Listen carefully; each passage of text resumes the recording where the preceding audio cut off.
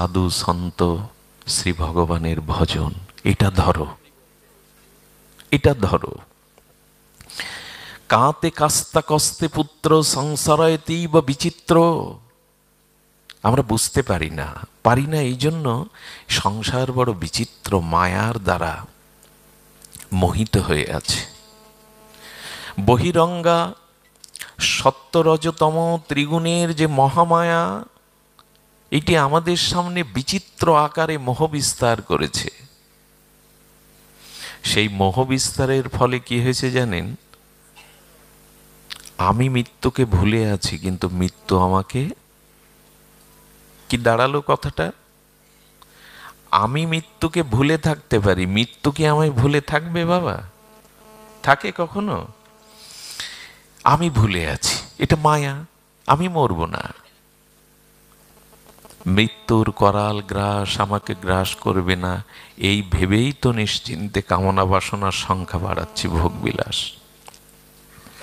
দেখুন, খুব স্পষ্ট করে শাস্ত্র বলেছেন, তার অনুভব বেদ্য ঋষি অনুভূতি, মহাত্মাদের অনুভূতি, যে যারা দেহ এবং সংসার নিয়ে, দেহ পুরাণের অন্তর্গত শ্রী শ্রী দেবী সুক্ত, চণ্ডী, চণ্ডী পাঠ হয় না দুর্গাপূজায়, একে দেবী সুক্ত বলে। এতে একটা চরিত্র আছে সমাধি বৈশ্য।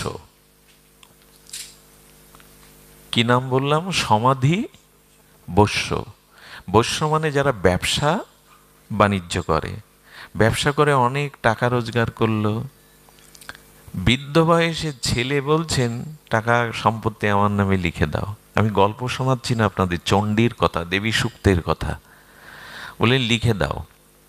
কিছু কিছু মায়েরা আছে, স্বামী বৃদ্ধ হয়ে গেলে, কমজোরি হয়ে গেলে ছেলের পক্ষ নেয়। মা বলল লিখে দাও, আমিও চাচ্ছি মনে প্রাণে ছেলেকে লিখে দাও, ভোগ করবে তো ওই উত্তরাধিকারী, ওই লিখে দাও। বলে না, এখন দিলে তোমাকে আমাকে দেখবে না। বলে আমার চিন্তা করতে হবে না, তুমি তোমার চিন্তা করো। শাস্ত্রে বলেছে সতী নারীর কর্তব্য হলো 100 পুত্রের প্রতি যে স্নেহ, সেই 100 পুত্রের স্নেহটা জড়ো করে স্বামীকে দিতে হবে, তাহলেই সে সতী। বোঝা যায়নি কথাটা? সন্তানের থেকে শতগুণ প্রীতি, এ বাবা বারবার হাত দিও না, যেভাবে ছিল, সন্তানের থেকে শতগুণ, সন্তানের শতগুণ প্রীতি দিতে হবে স্বামীকে।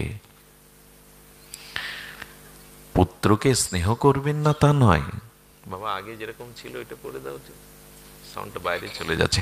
তার মানে ঠিক আছে, তার মানে কোনো মা যেন বৃদ্ধ বয়সে ন্যায়ত স্বামীর পক্ষ না নিয়ে, কারণ আমি ছেলের পক্ষ নিলে ছেলের ভালো মুখ পাবো, এটা সতীর ক্রিয়া নয়।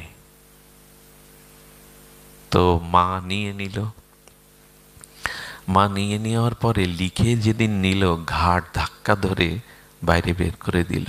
সারা রাত রাস্তায় গাছের তলে বসে কাঁদছে স্মৃতি বুকে নিয়ে, ছেলে গলা ধাক্কা দিয়েছে।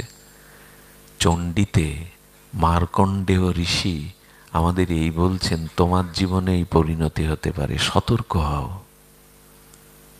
এখন বর্তমান প্রজন্মের ছেলেমেয়েরা এরকমই, এদের কাছ থেকে এর থেকে বেশি আশা করা, হ্যাঁ ব্যতিক্রম আছে দু চারটে, সেটার কথা বাদ দিন। প্রায়শ বৃদ্ধ বিদ্যাতের দেখবে এমন সন্তান আমরা গড়েও যেতে পারছি না, বর্তমান সময়ও নাই। উনি গিয়ে জঙ্গলে গিয়ে তপস্যা করবে কি, ভজন করবে কি, ওই ছেলের মুখই মনে পড়ছে। মায়া। এই তখনই ঋষি বলেছিলেন এটাই হলো মহামায়া। যারা গলা ধাক্কা দিল, রাস্তায় বের করে দিল, ভগবানের কথা মনে না পড়ে তার কথাই তোমার, এই হলো মহামায়া। এই প্রথম দুর্গাপুজোর সৃষ্টি এখানেই। মহামায়ার পূজা করো, মায়ের চরণে নিবেদন করে এই মায়া যেন কাটায়। সমাধিবস্য আর সুরত রাজা, এরাই প্রথম ঋষির আনুগত্যে দুর্গাপূজা শুরু করে। বাংলাদেশে করে কংস নারায়ণ 900 বছর আগে শুরু। ঘটনাটি কেন বললাম? বললাম এই জন্য যে বৃদ্ধ বয়সে হবে না, এরকম গলা ধাক্কাই বা জুটবে। এক ব্যক্তি এরকম বৃদ্ধ বয়সে ভজনে চলে গেল, পুত্রবধূ পুত্রের অত্যাচারে কাশিতে গিয়ে ভজন করলো, ভজন করেছে 5-6 বছর, মৃত্যুর সময় উপস্থিত, সে মনে করছে আমি আর বাঁচব না। তখনই গুরুদেবকে বলছেন, গুরুদেব, ছেলের মুখখানা দেখে ভিটে বাড়িতে যদি মরতে পারতাম। গুরুদেব বিদায় করে দিয়ে বলল, বৃদ্ধ বয়সে ভজনে এলে পরিণতি ঘুরে ফিরে আবার সেইখানে। কৌমারাং আসারে তো প্রাজ্ঞ। ভজন যদি করতে হয় শুরু করে দিন। আচ্ছা, উজানে নৌকা না ছেড়ে দিলে হাট ধরা যাবে তো? ভাটায় যদি ছাড়া হয় পৌঁছাতে পারবেন না। এই জন্য কি বলছেন? বলছেন যে অঙ্গং গলিতং পলিতং মুন্ডং দশবিহীনং জাত তুণ্ডম বিদ্ধ জাতি গৃহীতা দণ্ডং তথাপি নামঞ্চতি আশা পণ্ডম। দন্ত পড়ে যাচ্ছে, চোখটা কুটিরের মধ্যে চলে যাচ্ছে, তোমার এখনো আশা আকাঙ্ক্ষা মেটেনি। এই নিবৃত্তির যে পথ, আমাদের আর এই জ্ঞান হয়েছে। আচ্ছা বলুন তো, সর্প মাঝে মাঝে তার খাদ্য হিসাবে ব্যাঙকে আক্রমণ করে, করে কিনা মা? আচ্ছা, কোনো সর্প পেছন দিক দিয়ে ব্যাঙটাকে আক্রমণ করে, পেছন দিক দিয়ে। তো গিলতে গিলতে গলৎকরণ করতে করতে 3 অংশ সাপের মুখের মধ্যে আর 1 অংশ বাকি আছে। কি করে জানেন ব্যাঙটা? ওই যে 1 অংশ বাকি আছে, তখন ওই ছোট্ট, তার তো ছোট না, বড় বড় জিহ্বা দিয়ে সামনের পোকা কীটগুলো চেটে চেটে খায়। কি দশা বলুন তো! সাপের মুখের মধ্যে দেহের 3য় অংশ মৃত্যুর কবলিত, একটু পরেই বাকিটুকু গিলবে সাপ। এখনো তার সামনের পোকাগুলি খাওয়ার বাসনা যায়নি। আমাদেরও যাবে না। সেই মৃত্যুকে সামনে দেখেও, জরা ব্যাধিতেও আমাদেরও যাবে না। আমরা তখনও আমাদের এই সংসারের আসক্তি, আমরা এত বড়, ওই যে বনটা পাঠ করে গেল, ভগবানের ভজন যারা করে না, নমাং দুষ্কৃতি তিন, গোবিন্দ বলছেন এরা দুষ্কৃতকারী, মূঢ় নরধমম। গোবিন্দ হচ্ছে এরা মূঢ়। নমাং দুষ্কৃতি তিন মূঢ় নরধমম। ভগবান গালি দিলেন। ভগবান গালি দেয়, তার মুখে গালি সরস্বতী প্রকাশ করে না, কিন্তু মূঢ় বলেছেন। মূঢ় কারা? 4টে শাক শিশু, ছাগল বা ছাগ, এদেরকে কোনো কষায় মাংস বিক্রির জন্য একটার মুন্ডু ছেদ করলো, কাটা মুন্ডুটা ধড়পড় করে ছটপট করছে, এর পরের যে পালা সে বসে ঘাস চিবাচ্ছে। তার মানে ও মূঢ়। এর পরে শ্রিয়াল যে ওকে ওইভাবে কাটবে, ও জেনেও ঘাস খাচ্ছে। তে এত মৃত্যু দেখছি, এত অকাল মৃত্যু, জরাব্যাধি দেখছি, তবু আমাদের আকাঙ্ক্ষা ভোগবাসনা গেল না। বলবেন, বিল্লমঙ্গল এসেছি তোমার কাছে হরি কথা শুনতে, কি শোনাচ্ছ? বলে এইটা না শুনলে, নিবৃত্তির পথে না গেলে, ভোগের পথে থাকলে ভগবত ভক্তি বোঝা যাবে না, কোনোদিনই যাবে না। এই জন্য শাস্ত্র বারবার বলেছেন, দেখুন, অর্থ সম্পদ বেশি হোক ক্ষতি নেই, পরিশ্রম সৎপথে রোজগার করেন ক্ষতি নেই, কিন্তু সম্পদশালী ব্যক্তি যদি ত্যাগী না হয়, দাতা না হয়, ভজনশীল না হয়, আমি নিশ্চিত বলতে পারি এই অর্থ তার অনর্থের কারণ হয়ে দাঁড়াবেই। আপনাকে ধনী হতে কেউ নিষেধ করেনি। সৎ পরিশ্রমের দ্বারা অর্থ সঞ্চয় করুন, রাজার রাজা হন, কিন্তু আপনাকে ভগবত ভক্তি পরায়ণ হতে হবে, দাতা হতে হবে। তা না হলে কিন্তু ওই ধনই তাকে, ওই সম্পদই তাকে ডোবাচ্ছেও। দেখুন, আমি আপনাদের খুব লিখে দিয়ে বলতে পারি, যেসব খুব উচ্চ ধনী ধনাঢ্য পরিবার, অথচ ভজন সাধন নাই, একটু কান পাতুন, ভেতরের দৃষ্টি দিয়ে দেখুন, সব জ্বলছে ওখানে। ওদের শান্তিটা খুব বেশি নাই। কারণ যেখানে ধন সম্পদ আছে সেখানে ভোগ বাসনা নিত্য নূতন বেড়ে যাবে। জানেন, যারা ধনী হয় আর ভগবদ্মুখী না হয়, ভজন পরায়ণ না হয়, ত্যাগী বা দাতা না হয়, নিবৃত্তির মার্গে যদি না আসে, তাহলে ওই ধনকে নূতন নূতন ভোগের কৌশল বানায়। কি করে ভোগ করব সেই কৌশলগুলো আবার নিজে নিজে বানায়। তা না হলে শহরে যারা খুব বড় শিল্পপতি, তারা ল্যাট্রিন বাথরুমের মধ্যে কালার টিভি সেট করে, জানেন? লাখ টাকা, 50 লাখ টাকা ব্যয় করে বাথরুম তৈরি করে, ওর মধ্যে কালার টিভি রাখে। তার মানে নূতন নূতন ভোগের ফর্মালা তারা। ভজন নাই তো, নিবৃত্তি নাই তো, ত্যাগের পথে নাই, তখন অর্থ আছে কি করবে? নূতন নূতন ইন্দ্রিয় ভোগের কৌশল তৈরি করে। এমনও মানুষ আছে, মাটিতে পা দেব না, সিঁড়ি করে গাড়িটা ঘরের মধ্যেই একেবারে আমাকে নামিয়ে দেবে, ঘরের দুয়ারে, মাটিতে পা দেব না। কত কি তৈরি হওয়া আছে। তো এই জন্য অর্থ সম্পদ আছে অথচ তার ভজন নেই, ত্যাগ বৈরাগ্য নেই, তাহলে জানবেন ওই অর্থ অনার্থেরই কারণ হয়ে দাঁড়াবে। যাচ্ছেও তাই।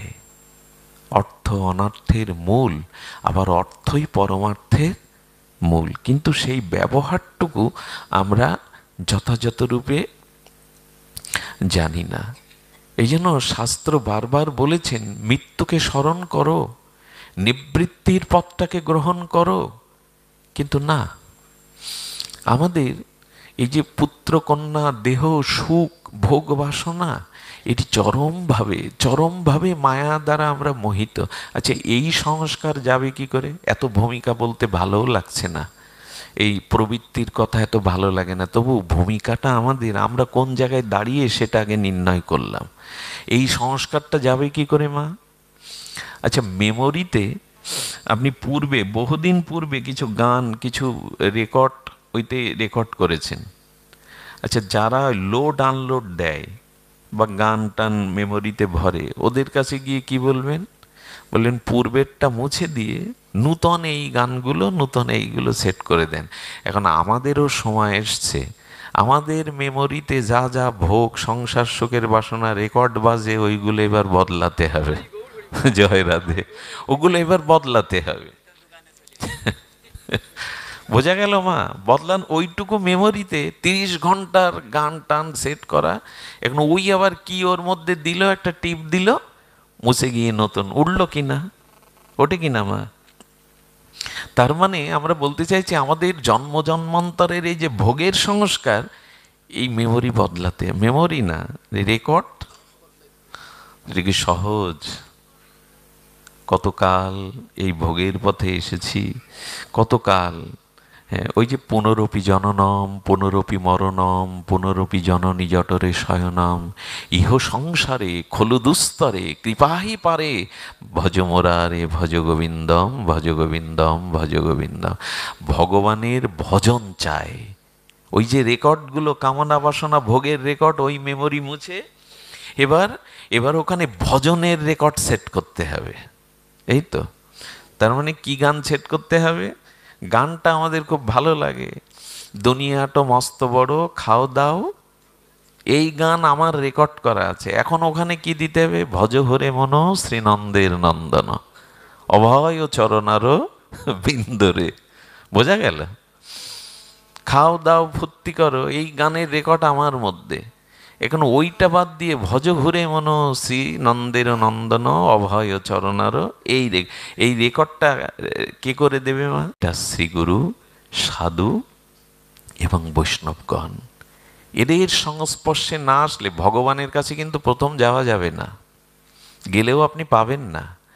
মহত কৃপা বিনা, শ্রী গুরু কৃপা বিনা, সাধু কৃপা বিনা কেউ ভগবত রাজ্যে আজ পর্যন্ত গেছে প্রমাণ দিতে পারলে আমি ভগবত ছেড়ে দেব। শ্রী গুরু কৃপা ব্যতীত, সাধু সন্ত কৃপা ব্যতীত কেউ ভগবতমুখী হয়েছে, ভজনমুখী হয়েছে, এর একটা প্রমাণ আমার সামনে দিন। আশ্চর্য! 5ম বর্ষীয় বালক ধ্রুব, সে 15 দিন খাচ্ছে না, 5 দিন খাচ্ছে না, এক পায়ে দাঁড়িয়ে বাঘকে দেখলে বলছে, তুমি কি আমার পদ্ম পলাশ লোচন হরি গো? হিংসা নেই, বাঘকে জড়িয়ে ধরতে যাচ্ছে। দেবতারা শিব ঠাকুর রক্ষা করছেন ত্রিশূল নিয়ে, নালে তো বাঘ খেয়ে ফেলবে। কিন্তু ভগবানের ভজনে যে পা বাড়ায়, দেবতারাও তাকে রক্ষা করবার জন্য শিব ঠাকুর ত্রিশূল দিয়ে তাকে রক্ষা করছেন। ধ্রুবের মা নারদকে ডেকে বলছেন, নারদ, আমার 5 বছরের ছেলেটা জঙ্গলে পাঠালাম ভগবত ভজনের জন্য, সে বেঁচে আছে? বললেন, মা, ও এক পায়ে দাঁড়িয়ে ভগবানের ভজন করছে, ব্যাকুল হয়ে পদ্ম পলাশ লোচনকে খোঁজ করছে, আর তোমার ছেলেকে রক্ষা করার জন্য দেব দেবীরা সব ত্রিশূল খাড়া হাতে নিয়ে রেডি। যখনই আপনি ভগবানের ভজনে আসবেন, তখন আপনার সুরক্ষা কবচ তৈরি হয়ে যাবে। দেবতা, ঋষি, বৈষ্ণব, সাধু আপনাকে রক্ষা করবে, এটা নিশ্চিত। এই জন্য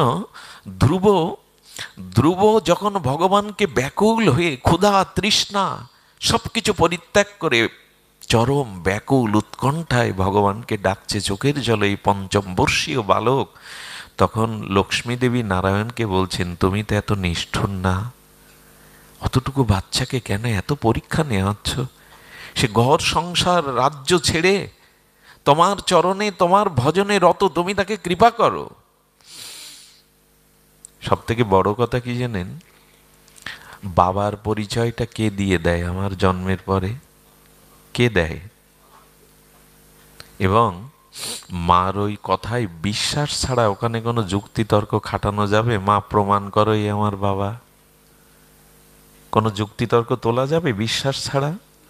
তেমনি এই মা রূপী সাধুগুরু বৈষ্ণব ছাড়া ভগবানকেও কেউ চিনবে না। আমার বাবাকে এটা মাই জানিয়ে দেয়, এবং ওতে বিশ্বাস আনতে হয়, তর্ক তুলতে নেই। মা, প্রমাণ করো এই আমার বাবা। কেউ তুলি কি আমরা? তোলা উচিত কি? তো তেমন মা যেমন বাবাকে জানায়, সাধুগুরু বৈষ্ণব ভগবানকে জানায়। তারা ছাড়া দ্বিতীয় কোনো পথ নাই,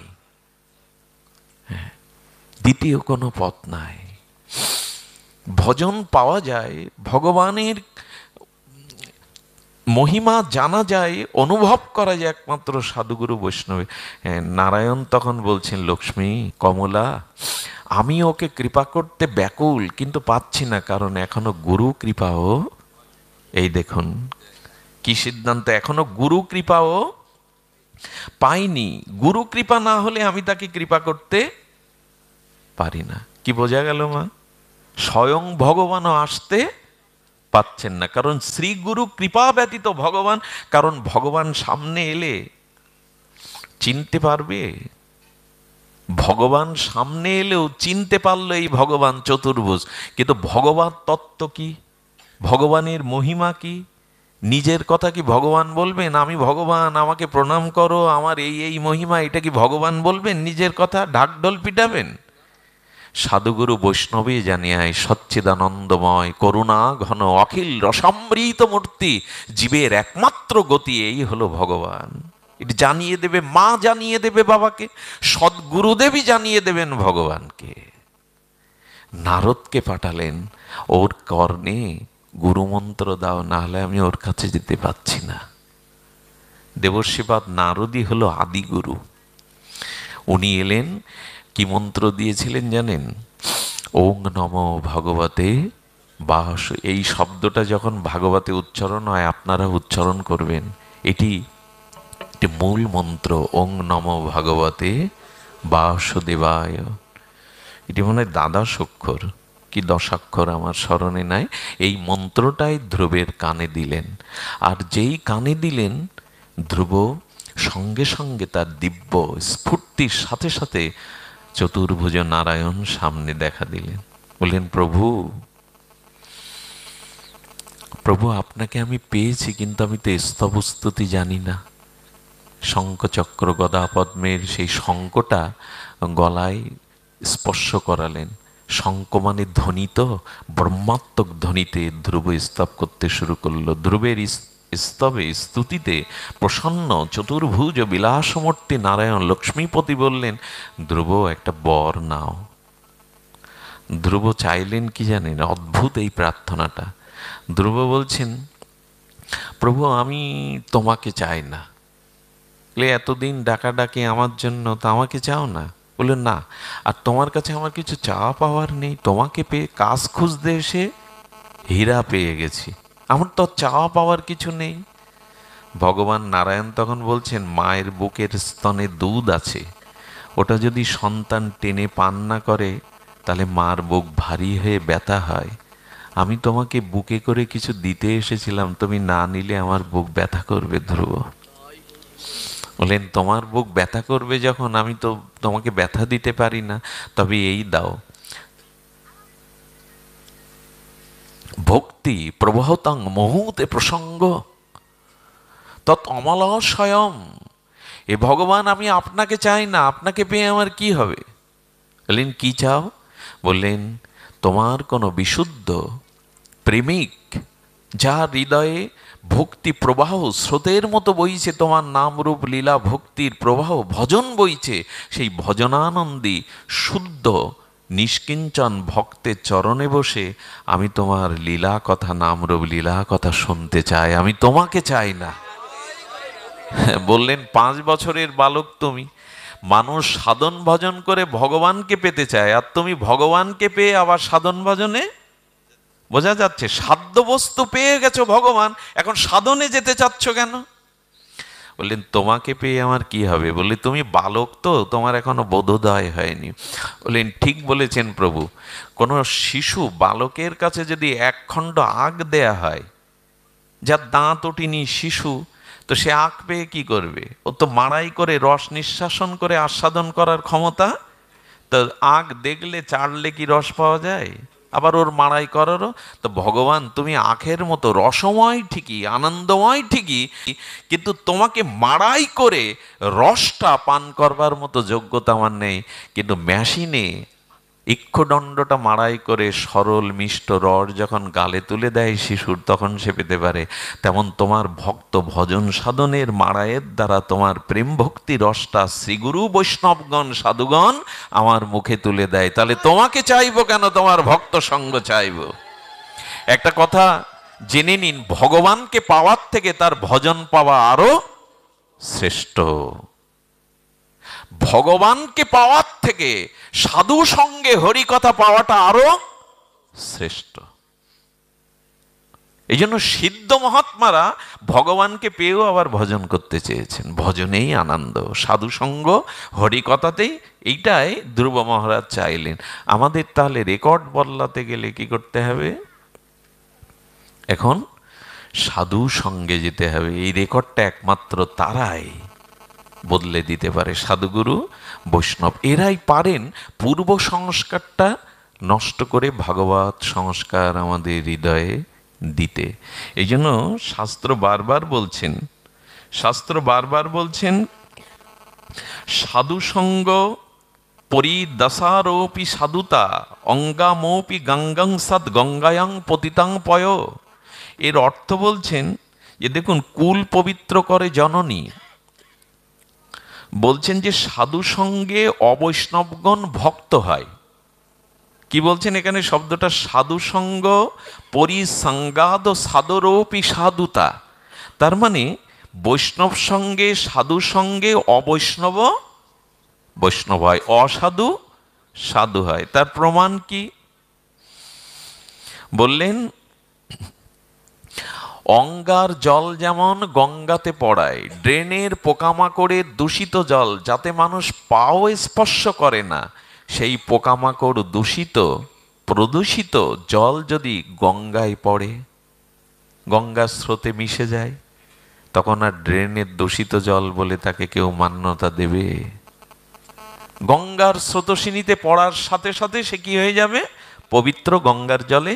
তেমনি অসাধু ব্যক্তি, অভজনশীল ব্যক্তি যখন সাধু সঙ্গে গিয়ে পড়বে সাধুদের মাঝে, তখন গঙ্গা জলে ড্রেনের জল পড়ার মতো সেও সাধুতে রূপান্তরিত হয়ে যাবে। এই জন্য সঙ্গ ব্যতীত, ভগবৎ সঙ্গ ব্যতীত কখনো কখনো কারো কল্যাণ হতে পারে না। শাস্ত্র কি বলেছেন? আলাপাদ গাত্র সংস্পর্শাৎ নিঃস্বাদ সহ ভজনাৎ সন্তরিহ পাপানি তৈল বিন্দ মাবস্যসী। আরে বাবা, এটা তো সাধু সঙ্গের মহিমা বলা হলো, যে ড্রেনের দূষিত প্রদূষিত জল স্রোতসিনী তিলক পাবনী সদ্য পাতক নাশিনী, গঙ্গায় গিয়ে পড়লে পবিত্র হয়। আচ্ছা, অসাধু সঙ্গ করলে কি হয়? অসাধু সঙ্গ করলে সাধুও অসাধু। আচ্ছা, এইবার গঙ্গার জলটা আবার ওই ড্রেনের মধ্যে ঢেলে দিন, কি হয়ে গেল? আর কেউ গঙ্গা জল বলবে? তেমন জীবনে যা কিছু একটু সৎ শিক্ষা পেয়েছি বাবা মার কাছ থেকে, বংশের কাছ থেকে, যদি অসাধু সঙ্গে পড়ে যায়, তাহলে গঙ্গার জল আবার ড্রেনে পড়লে হয়ে গেল দূষিত। শুধু কি তাই, অসৎ সঙ্গে পড়লে আপনার সৎগুলো সব ধ্বংস করে দেবে। কিরকম করে দেবে? একটা পাত্রে পাত্র ভর্তি জল রাখুন, ওকে এক বিন্দু সরিষার তেল দিয়ে দিন। আলাপাদ পাত্র সংস্পর্শাৎ নিঃশ্বাসাৎ সহভজনাৎ সন্তরিহ পাপানি তৈল বিন্দু মি সম্ভাবী সম্ভাসী বলেছেন। তার মানে কি? সঙ্গের দোষ এমন, যদি কেউ বৈষ্ণব সঙ্গ ছেড়ে সাধু সঙ্গ ছেড়ে অসতের সঙ্গ করে, এমন কি, একটু বলি কষ্ট পাবেন না, অসাধুর সাথে কেউ যদি কথা বলে, আলাপন করে, তার গায়ের বাতাসও গায়ে লাগায়। আচ্ছা, যার ছোঁয়াচে রোগ, তার পাশে যদি তার গায়ের বাতাস লাগে, ছোঁয়াচে রোগটা সংক্রামিত ব্যাধির মতো আমার ভেতরে আসবে কিনা? সে তো আমরা এই এতে বুঝলাম, করোনাকালীন বুঝলাম কিনা। বলেন অসাধু সঙ্গেতে যদি আপনি আলাপন করেন কারোর সাথে, তার গায়ের বাতাস লাগান, কি হবে জানেন? ওটা প্রভাব বিস্তার করবে কেমন? যেমন জলপাত্রের উপর তেল দিলে পুরো জলের উপর একটা আস্তরণ পড়ে যায় কিনা বাবা? একটা পাত্রে জল দিলেন আর ওরে এক বিন্দুর তেল ওখানে দিয়ে দিলেন, ভাসবে কিনা? ওর একটা আস্তরণ পড়বে কিনা? অসাধু সঙ্গের সাথে সাথে আপনার চিত্তটা এরকম আক্রান্ত হয়ে যায়। একজন প্রার্থনা করতেন সকালবেলা ঠাকুর ঘরে, ঠাকুর, আমি বেরোচ্ছি, বাঘের সামনে সাপের সামনে পড়ি ক্ষতি নেই, কিন্তু অসতের সঙ্গে যেন আমার দেখা বা আলাপন। আচ্ছা বেটা, তুই বাঘের সামনে পড়লি তো মরবি, অসাধুর সামনে পড়লি তো মরবি না, সাপের সামনে বাঘের সামনে পড়লে তো তুই মরবি। বললেন বাঘে খায়, সাপে কেটে মারে, তাতে দেহটা নষ্ট হবে, আত্মার ক্ষতি হবে না। কিন্তু অসাধু সঙ্গের সঙ্গে আলাপন, গায়ের বাতাস লাগলে 84 লক্ষ জনই আবার আত্মা নিচকুলে যাবে, পশুকুলে চলে যাবে। কি সাংঘাতিক কথা বলুন তো। বাঘে খেলে সাপে কাটলে শুধু দেহটা নষ্ট হলো, কিন্তু অসাধু সঙ্গ করলে ওই যে প্রভাবটা থেকে গেল, ওইটা আমার আত্মাকে অধঃপতিত করে 84 লক্ষ জনিতে ভ্রমণ করাবে। দয়া করে। আচ্ছা, অসাধু কারা? বলেন যে এই মোবাইলের এই রিসাউন্ডটা আসছে কোথা থেকে? কি বলছেন একটু লক্ষ্য করুন। বলছেন না, ভুলে গেলাম মনে হয়। বলছেন যে দেখুন, অসাধু সঙ্গের প্রভাব। অসাধু কাকে বলে? বলে যে দৃশ্য দেখলে, যা শ্রবণ করলে, যা শুনলে, যার সংস্পর্শে গেলে আপনার চিত্তটা ভজন থেকে, শুদ্ধতা থেকে আর বিক্ষিপ্ত হয়ে ভোগের দিকে যায়, জানবেন। অসাধু সঙ্গ মানে শুধু ব্যক্তি না, শরীর না, যে দৃশ্য দেখলে, যা ভাবলে, যা শুনলে আপনার মনের বিকৃতি, ভোগবাসনা জেগে ওঠে। এটা গান শোনা হতে পারে, অশুদ্ধ গানগুলো, অশ্লীল গানগুলো, অশ্লীল দৃশ্যগুলো, অশ্লীল বইগুলো, পত্রিকাগুলো, এগুলোতে আমাদের চিত্ত বিক্ষিপ্ত হয়। আর এইগুলির দ্বারাই মানুষের জীবনে নেমে আসে এই অসৎ সঙ্গের প্রভাব। এটি এই জন্য বারবার বলা হচ্ছে, ওগো আচ্ছা, অসতের মধ্যে আবার শ্রেষ্ঠ অসৎ দুইজন। হ্যাঁ, অসৎ সঙ্গ ত্যাগেই বৈষ্ণব আচার, স্ত্রী সঙ্গী এক, অসাধু কৃষ্ণ ভক্ত আর। চৈতন্য চরিতামৃতে একেবারে স্পষ্ট করে এই পংক্তিতে বলা হলো, যত অসৎসঙ্গ আছে এর মধ্যে দুইজন শ্রেষ্ঠ, এদের দুজনের পাল্লায় পড়লে আর ইহকাল কেন, আপনার বহুকালই সর্বনাশ ঘটে যাবে। তার মধ্যে বলেছেন, যে স্ত্রী পুরুষমুখ আর যে পুরুষ স্ত্রীমুখ মানে কামমুখী, এদের সঙ্গ যদি কখনো পড়েন না, কোটি জন্ম পিছিয়ে যেতে হবে আপনাকে। সাক্ষাৎ স্ত্রী সঙ্গের থেকেও যে পুরুষ নারীমুখী, তাদের সঙ্গ করলে সাক্ষাৎ স্ত্রীর সঙ্গের থেকে আরো ক্ষতি হয় বেশি। মেয়ে মুখ যে পুরুষ না, কাম মুখ যে পুরুষ না, আর কামী যে যে স্ত্রী পুরুষমুখী কামমুখী, পৃথিবীতে সব থেকে বড় অসৎসঙ্গ এরাই। চৈতন্য চরিতামৃতকার বলেছেন, আপনাকে একবার টেনে নিয়ে যাবে, কোন মাধ্যাকর্ষণ শক্তির মতো আপনাকে টেনে নিয়ে যাবে। আর দ্বিতীয় জন হলো অভক্ত, যারা ভজন করে না, যারা ভগবানের বিমুখ। এই দুইজন হলো পৃথিবীর সর্বশ্রেষ্ঠ অসৎসঙ্গ। এদের খপ্পরে বা এদের সংস্পর্শে যারা গেছে তাদের এ জীবন না। চিন্তা করা যায় সঙ্গের প্রভাব। বৃন্দাবনে, আমি একটু ফিরে আসি, আমার স্বজাতীয় বোধে ফিরে আসি। বৃন্দাবনে এক বাবা গিরিরাজ পরিক্রমা করছেন। গিরিরাজ পরিক্রমা যখন করছেন উনি, তখন বৃন্দাবন বনারণ্য, জঙ্গলাকীর্ণ, খুব নিরিবিলি গিরিগোবর্ধন এক গাছতলায় থাকতেন, খুব নিষ্কিঞ্চন ত্যাগী মহাপুরুষ। হঠাৎ গিরিরাজ পরিক্রমা করতে করতে, হরিনাম চিন্তা করতে করতে মনে করছে, এতদিন থাকলাম, এত প্রভাব, যদি একটা মন্দির তৈরি করতে পারতাম, অনেকগুলো শিষ্য হতো, 3 বেলা পূজা আরতি হতো, কতগুলো। যেই এই চিন্তা এসছে, সেই গালে চড় বসিয়ে দিয়েছে, তুই গাছতলায় বসে ভিখারির ন্যায় রাধারানীর ভজন করছিস, তোর এই বাসনা, শিষ্য করার বাসনা, মন্দির করার বাসনা জাগলো। উনি চিন্তা করছেন, আমার মনে তো এ বাসনা জাগার কথা না। সামনে তাকিয়ে দেখে বিষাদ দূরে কলকাতার এক শিল্পপতি শেঠ ওই পরিক্রমা করতে করতে গিয়ে ওই সাধুর দিকে দুবার তাকিয়ে ভাবছেন, এরকম কোনো সাধুকে একটা মন্দির তৈরি করে যদি আচার্য পদে, পূজারী পদে বসাতে পারতাম। ওই ভাবনাটা ওনার ভিতরে চলে গেছে। কি সাংঘাতিক বলুন তো। বাবা তখন করলেন কি, ওই পথ ছেড়ে ভেতরের পথে গিয়ে স্বস্তি পেলেন। আর চিন্তাটা আক্রান্ত করছে, একজন সিদ্ধ মহাত্মার যদি এইভাবে সংক্রামিত হয়, আমাদের কি হয় গো মা। এই জন্য দয়া করে এই যে অশ্লীল দৃশ্য, অশ্লীল গান, এবং যারা কামমুখী, নারী পুরুষ যেই হোক, এদের সঙ্গ ত্যাগ করুন। আর যারা ভজন করে না, ভগবানের বিমুখ, আরে রাখো তোমার ধর্মকর্ম। এই ভগবান আছে কি?